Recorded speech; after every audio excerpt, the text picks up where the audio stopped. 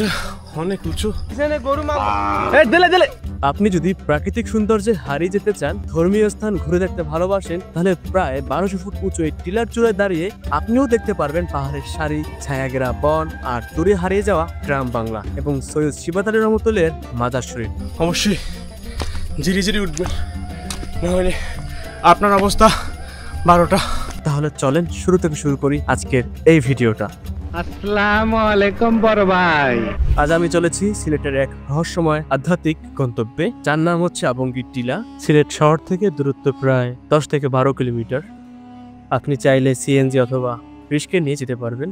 এখানে যাবার পথে আপনি দেখবেন ছোট ছোট বাড়িঘর, টিলা এবং অন্যরকম মানুষজন।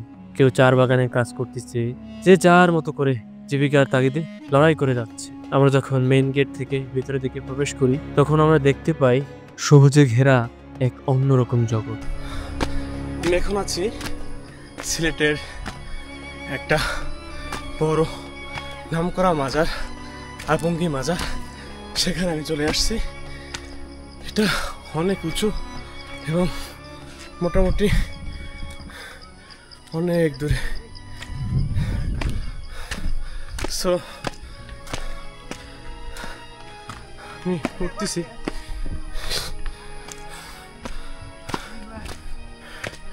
এটা অনেক উঁচুতে, অবশ্যই ধীরে ধীরে উঠবেন, না হলে আপনার অবস্থা 12টা। আপনার উঠতে অনেক কষ্ট হবে। যখন আপনি উঠবেন আর নিচের দিক তাকাবেন, তখন আপনার সব কষ্ট আপনি নিজেই ভুলে যাবেন। এই 1200 ফুট উঁচু এই টিলার চূড়ায় দাঁড়িয়ে আপনি দেখতে পারবেন পাহাড়ের সারি, ছায়া ঘেরা বন আর দূরে হারিয়ে যাওয়া গ্রাম। এই পবিত্র মাজার শুধু একটি ধর্মীয় স্থান নয়, এটি হৃদয়ের প্রশান্তি খোঁজার এক শান্ত আশ্রয়। প্রতি বছর দেশ বিদেশ থেকে হাজারো ভক্ত আসে এই ওরসে, ভালোবাসার ভক্তির টানে। আমি এখন আবঙ্গী মাজারে দাঁড়ানো।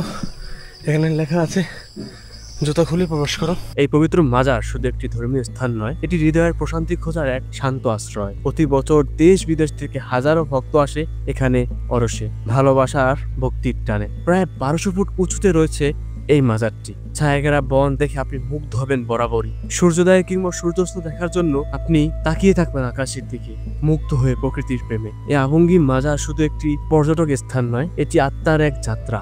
যারা প্রকৃতির মাঝে শান্তি খোঁজেন আর সৃষ্টিকর্তাকে ভালোবাসেন, তাদের জন্য এই গন্তব্য অপরিহার্য হয়ে উঠেছে। এখানে পৌঁছেই যে জিনিসটা সবচেয়ে অনুভব করলাম, সেটা হলো নীরবতা আর ভক্তি ভাব। এখানে আসার পরে আপনার সাথে দেখা মিলতে পারে বানর, কাঠবিড়ালি, অসংখ্য পাখি এবং কিছু সাপও।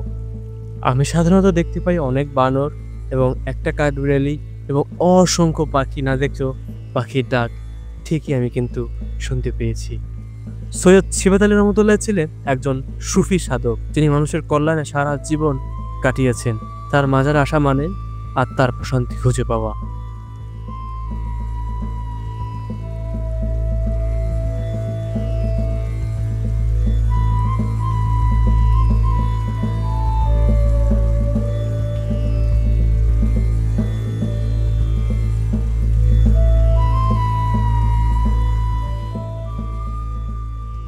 বাংলার মাটিতে ইসলাম প্রচারে যারা অনেক ভূমিকা রেখেছিলেন, তাদের মধ্যে অন্যতম হলেন এই সৈয়দ শিবাত আলী রহমতুল্লাহ ভাই। তার সবচেয়ে বড় নিদর্শন পড়ে আছে আবঙ্গী টিলার মাজারে। আজকে আর নয়, আমার যদি ভিডিওগুলো ভালো লেগে থাকে অবশ্যই আপনারা সাবস্ক্রাইব করে আমার সাথেই থাকবেন। দেখা হচ্ছে অন্য কোনো ভ্রমণ টাইম ভিডিওতে।